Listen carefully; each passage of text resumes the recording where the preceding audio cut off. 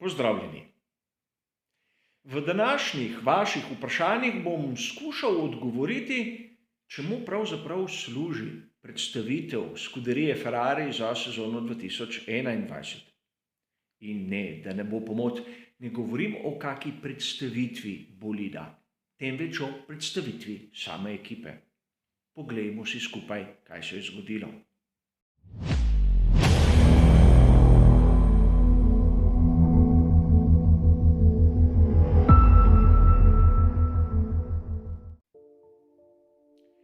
Vse izhaja iz vprašanja, katero je prišlo dobronamerno iz strani nekoga izmed gledalcev kanala, kateri je vprašal, če 26. februarja bo predstavljen nov bolid Scuderie Ferrari. Malce sem ga seveda razočaral, kajti priznati sem mu moral, da gre za predstavitev ekipe. In sledilo je zelo umestno vprašanje, kaj bo novega predstavljeno. In tu so se začele težave razložiti mu, da kakih velikih novosti sicer ne bomo videli. Razumeti moramo prvo, da take predstavitve, katere nimajo v središču tistega pravega bolida, pa govorimo na primer o predstavitvi ekipe oziroma barvne sheme in podobne zadeve, take predstavitve so samo in izključno za nekako zadovoljiti lastne navijače in seveda za nekako izboljšati odnos z raznimi pokrovitelji. Pokažejo se tisti veliki napisi in vsi tam zgoraj so zadovoljni. Treba je poudariti, da ponavadi pri Scuderii Ferrari so bili med prvimi, kateri so predstavili nove bolide. Letos bodo med zadnjimi. In tudi zato so vmes tega predstavitvenega obdobja rezervirali datum, kjer bi se radi pokazali in nič drugega. Kolikor ste sledili mojemu tedenskemu komentarju novic, ste opazili, da sem govoril o tem, da še danes ne vemo, kdo je tehnični direktor Scuderie Ferrari. In tudi od danes naprej tega ne vemo, kajti poleg ostalega se je predstavila nova struktura. In o tem bomo govorili danes, kajti govoriti o tem, kako dober bo Charles Leclerc in na primer Carlos Sainz mlajši, mislim, da sedaj v tem trenutku je vse prej kot umestno. Kaj smo videli pri predstavitvi same ekipe Scuderie Ferrari? To, da se je znova zamenjala struktura same ekipe. Če smo govorili v preteklih mesecih, da so iz tiste horizontalne porazdelitve odgovornosti šli na klasično vertikalno, smo zopet priča neki spremembi, katero pa priznam ne vem kako imenovati. Namreč izjemno pomembne figure, kot je tehnični direktor, še zmeraj ne vidimo. In tu bi vas rad opozoril na to, da ekipe lahko različno imenujejo figuro tehničnega direktorja, a pomembna je vloga in ne ime. Tehnični direktor je tista figura, katera odloča o razvoju določenega bolida. Je tisti zadnji človek, kateri odloča, ali se bo zgodila sprememba na šasiji ali na pogonskem sklopu, kdo je odgovoren za določene napake in v katero smer bodo šli. Če se spomnimo tiste strukture, katero so predstavili v lanskem letu, bomo opazili kar nekaj zanimivih odhodov in seveda o odhodu Simone Areste smo govorili več kot dovolj. Razumeti moramo, da je njegovo vlogo prevzel Enrico Cardile, tudi o njem smo govorili. A na tej novi shemi vidimo, da se njegovo ime pojavi kar dvakrat. Kar v tipični vertikalni strukturi je vse prej kot zaželeno. Namreč človek odgovarja sam sebi, če razumemo malce tisto shemo, katero smo videli. In ukolikor bo prišlo do napake na njegovem področju, pač mislim, da je človeško pričakovati to, da bo sam sebi kril hrbet. Sedaj se bomo vprašali, je Enrico Cardile človek, kateri si zasluži mesto, ki ga zaseda, oziroma je eden izmed tistih inženirjev, kateri so izjemni. In da ne bo pomote, po mojem osebnem prepričanju so izjemni inženirji v Formuli 1, naprimer Aldo Costa, Adrian Newey in še bi našteval na tistem nivoju. Ampak Enrico Cardile je po izobrazbi aerodinamik. In tu ni nič napačnega, z aerodinamiko se naprimer ukvarja tudi Adrian Newey. Če pogledamo tista dva bolida, katera je on samostojno spravil skozi, bomo ugotovili, da sta SF90 pa SF1000. Pomanjkljivost obeh bolidov aerodinamično področje. Tisti zavrženi Simone Resta je bil poglavitni odgovorni za nastanek SF70H pa SF71H.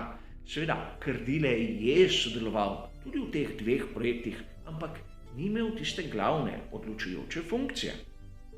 No, o obeh bolidih Simone Reste lahko govorimo, da sta bila v boju za naslov svetovnega prvaka. Lahko se kregamo, zakaj do tega ni prišlo na koncu, ampak mislim, da SF70H ter njegov naslednik SF71H sta bila bistveno bolj uspešna kot SF90 pa SF1000. Zakaj je bil Cardile nagrajen, ne vem. Govori se pa, da Simone Resta ter Mattia Binotto se gledata izjemno postrani. Zato ga tudi v navednicah posojajo raznim strankam. A o tem mislim, da bomo imeli čas govoriti kdaj drugič. Zakaj je funkcija tehničnega direktorja tako pomembna? Zato, ker ta figura odloča v dobrem in v slabem, kam bo šel razvoj. Eden izmed znanih tehničnih direktorjev Scuderie Ferrari je bil James Allison, kateri je sedaj tehnični direktor pri tovarniški ekipi Mercedes. In seveda, tu je pozitivni primer dobrega tehničnega direktorja. Imamo tudi obratno. Se spomnita Petija Lowa, tistega, ki je verjetno po mnenju mnogih, in tu se moramo vključiti tudi sam, odgovoren za izjemno slabe bolide pri ekipi Williams. No, on je bil njihov tehnični direktor in seveda tako odgovoren za tista dva porazna bolida svetovnega prvenstva Formule 1. Težava je še nekje drugje. Slišali smo lahko, da Mattia Binotto ne bo več toliko prisoten na samih progah, temveč da se bo v tovarni posvečal razvoju. No, kot smo razumeli iz mojega pripovedovanja, tisti, kateri je odgovoren za razvoj, je bolj tehnični direktor kot vodja celotne ekipe. In da bi razumeli, kaj pomeni biti vodja ekipe Formule 1, si moramo za vzgled vzeti po mojem osebnem mnenju tistega najbolj uspešnega, vsaj v zadnjem obdobju, in to je Toto Wolff. Napravil je izjemno simpatičen video, kjer je v 1 minuti opisal svoje delo in svojo vlogo. Začel ga je popolno. Predstavil se je kot vodja navijačic tovarniške ekipe Mercedesa, kar nam pove, da vloga direktorja ekipe ni ta, da riše bolid oziroma se ukvarja s strategijo, temveč da svoji ekipi pomaga dosegati rezultate. Je tisti glavni strelovod za razne kritike tako novinarjev kot publike, je tisti, ki skrbi za stike z javnostjo in predstavlja ekipo navzven. Ampak sam kot tak se ne vpleta v tehnične zadeve. Se spomnite na primer Jeana Todta? No, on je bil eden izmed najboljših vodij ekip pri Ferrariju v Formuli 1 in sam se ni direktno vmešaval v razvoj bolida in je bil stalno prisoten na progi. Njegovo mesto naj bi na raznih dirkah prevzel Laurent Mix in tudi o tem smo že govorili, a Mix je športni direktor. Vloga športnega direktorja je točno določena, koordinira strategije, voznike, vse tiste zadeve povezane s športnim pravilnikom Formule 1. In naprimer, če povzamem v času Jeana Todta, je bil na koncu njegov športni direktor pri skuderiji Ferrari Stefano Domenicali, kateri ga je nasledil v funkciji vodje ekipe.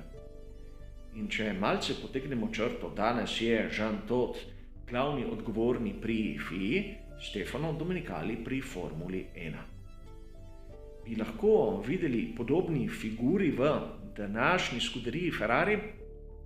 Brez zmere hočem biti konstruktiven, ampak sam ne vidim tega kadrovskega potenciala v tistem, kar so nam predstavili.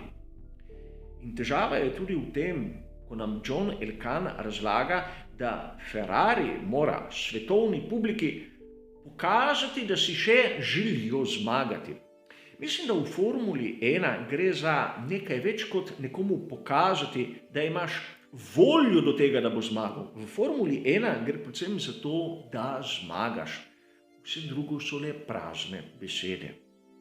In zaradi tega sem malo kritičen do take predstavitve in vseh podobnih, kateri nam ne pokažejo nič, le uboge, verujoče navijače malce zvedejo in so zato kasneje, ko vidijo drugačno sliko, resno razočarani. A meni osebno to, da so ljudje, ki imajo radi Formulo 1 razočarani, ni niti najmanj všeč.